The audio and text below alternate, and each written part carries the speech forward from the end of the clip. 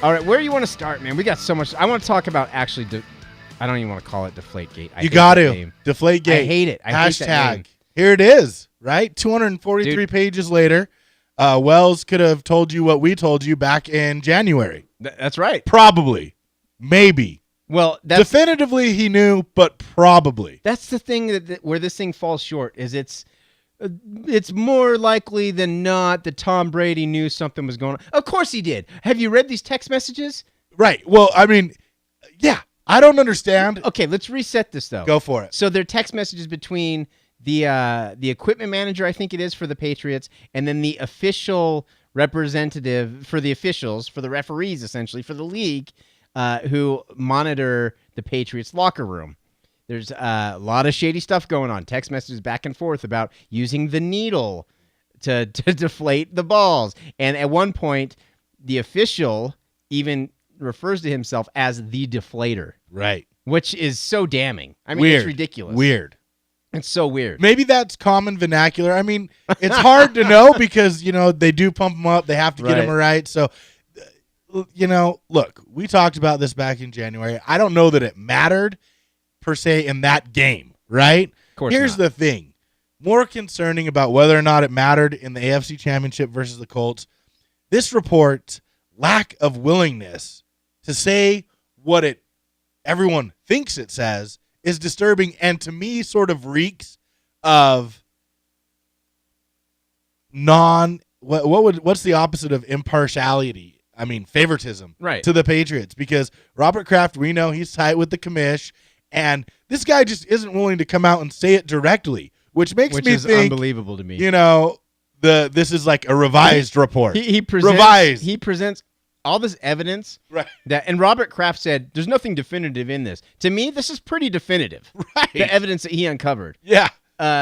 So he presents all this stuff and then says, "Well, it's just more likely than not that this happened." But here for me, this was actually a surprise that they even went that far. I was really sure. You're shocked. This happens all the time, whether it's with the NBA. We've dealt with this kind of stuff with the referee scandals and all that stuff. Whether it's the NBA or NFL, whenever they do, there's an independent analysis or investigation. It always comes up, nothing conclusive was shown. Always. So I thought for sure that was going to be what came out of this thing. I am shocked that they even went this far. See, I mean, but the problem is, all the evidence supports what we thought to be the case, right? Right. But he's just unwilling to say it. It's weird. I don't understand. It's like a judge being like, well, all the evidence says you're convicted, but you're only kind of convicted. Yeah, what if the jury came out and said, half conviction? It's more likely than not he's guilty. I mean, basically, for me, yeah. And I think that's a good sort of, threshold is it beyond a reasonable doubt? To me, everything in the report that I've read says absolutely. Right. So if it is beyond that, then they're guilty of it. Sure. Do we have a videotape that has him licking the needle and putting it in with a pump and being like, "Oh, Tom." No, of course we don't. But there's a lot of shady stuff, though. It's beyond. I mean, you can still deny it, which they probably will, but I think it's beyond the realm of anyone believing that, unless you're so homer to the New England Patriots that you're Bill Simmons. Right, exactly. That guy is serious about this. And I'll tell this. you what, everyone loves Bill Simmons. Right. But this has been a problem with him for years. And more locally, my problem with him is that how much he hates the Utah Jazz. Right. He hates the Utah Jazz. Loves the cheaters, hates the good do-gooders. Exactly. What's wrong with you, Bill? What's wrong with you? Maybe he deserved that long suspension he got. Nah. Yeah. Nah.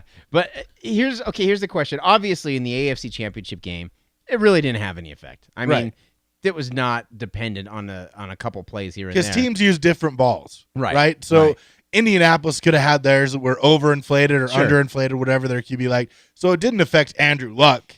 Sure. There were a couple times, though, where they dropped some INTs. Might have affected their defense. Sure.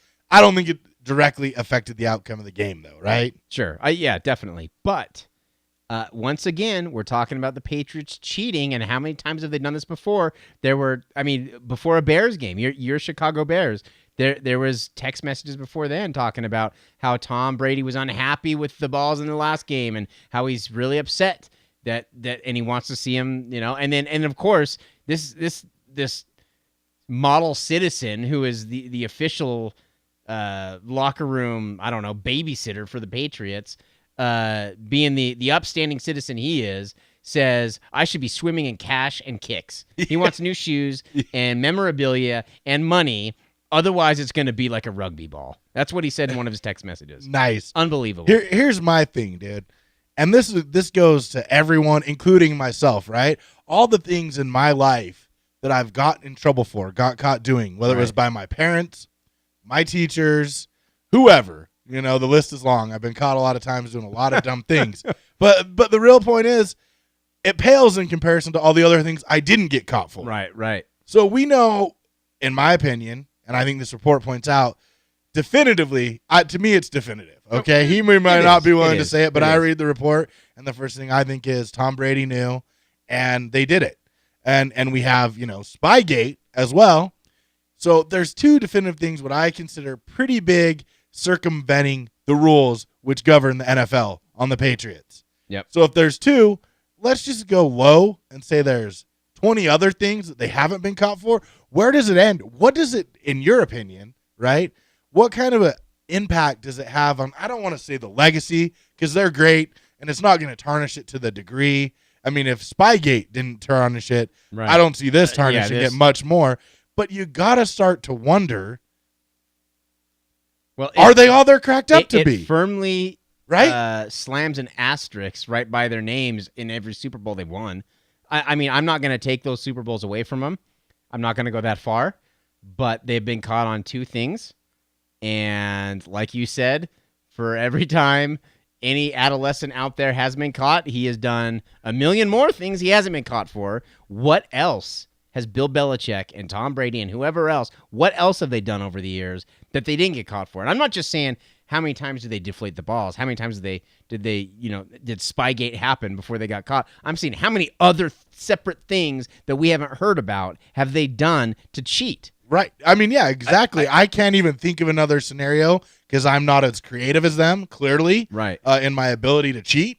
But there's obviously, they see places to get advantages, and gosh darn it, no matter what, they're going to do everything they can to get an advantage. Whether the NFL likes it or we like it or all the other teams and coaches like it, they don't care. They're about winning football games, which you can respect as a franchise, but you have to do it within the rules. I think everyone agrees that it's not a tarnish, but it's a sullying of them. You can't help but wonder. After Spygate, you wondered. And after this, you're going to wonder, what are they doing now that we don't know about that we'll find out at the end of the career? When Tom Brady writes his tell-all biography and we found out that there's like these 40 other things they did, like, well, we had Nike give the other team a size too small cleats so they couldn't run as long as, I mean, there's going to be something.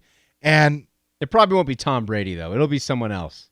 Right. Darrelle Revis. Well, yeah. Ironically, don't you find it weird that this did, though, give Bill Belichick absolutely no culpability in it? Said he didn't know. Which is, I don't believe, first of all, just based on the past. Right. But I guess that's good for him.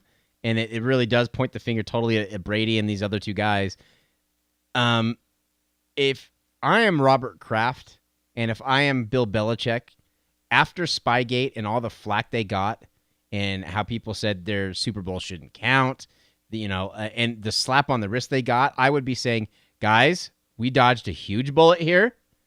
We are not going to be doing no more shady stuff ever again. You make it very known, because now your credibility is already shot. One more offense, if you're caught one more time, it's gone. And that's exactly what happened. So Bill Belichick, just the fact that this was able to happen on his team, he is culpable, in my opinion. Exactly. I mean, the fact that he didn't know, to me, is almost more concerning than him knowing. I mean, he is the head coach and notoriously, is tight-fisted about the team, wants to know everything that's going on, messes with the injury reports. Yeah, come on, Bill. Bill, come out and say you knew. We want you to. We want the truth. Will. No, of course not. I mean, and I also think you need to go back and look at was what they got. I know they got fined, $500K for Spygate, lost the draft pick. Well, obviously that wasn't a severe enough penalty